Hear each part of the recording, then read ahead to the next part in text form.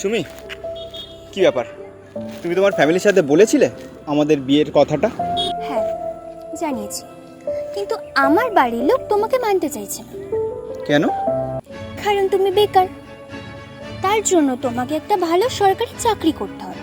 আর যদি তুমি প্রাইভেট কোম্পানিতেও চাকরি করো তাহলেও তোমার মাসের মাইনাটা 50,000 টাকার উপরে হওয়া চাই। মোট কথা তোমাকে প্রতিষ্ঠিত হওয়া চাই। এটাই আমার বাড়ির একমাত্র শর্ত। বলতে পারো আমার। তাহলে আমাদের এত বছরের ভালোবাসার ভবিষ্যৎ? ওটা তোমার ভবিষ্যতের মতো অন্ধকার। তোমার মতো জবলেস বেকার ছেলেকে বিয়ে করাটা আমার পক্ষে পসিবল। সো শোনো সুমি, কি হয়েছে? আমি এটা বলার জন্যই তোমাকে ডেকেছিলাম।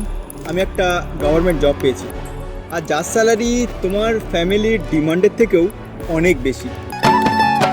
এ বাবা, সত্যি? সত্যি। তুমি আমাকে আগে বলবে তো।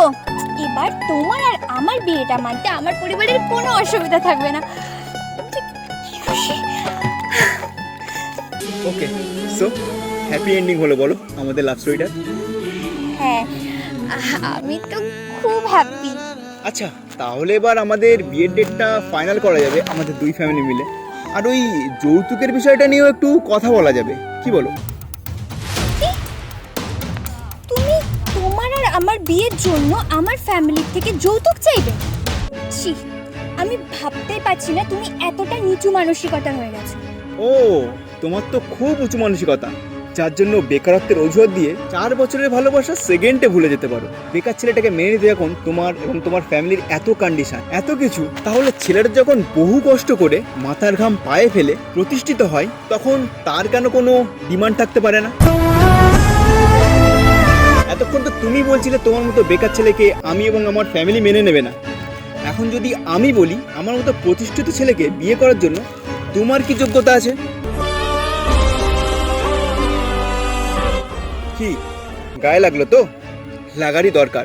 আমরা ছেলে হয়েছি বলে আমাদের মানিব্যাগের ওজন দেখে তোমার মতো কিছু সংখ্যক মেয়ে এবং তাদের ফ্যামিলি যখন আমাদের বিচার করে, আমাদের ঠিক অতটাই লাগে। বুঝতে পারছো? শোনো, আমি তোমাকে বিয়ে করতে পারবো না। আর হ্যাঁ, কারণটা নিশ্চয়ই তোমাকে আলাদা করে আর বলতে হবে না। So good bye.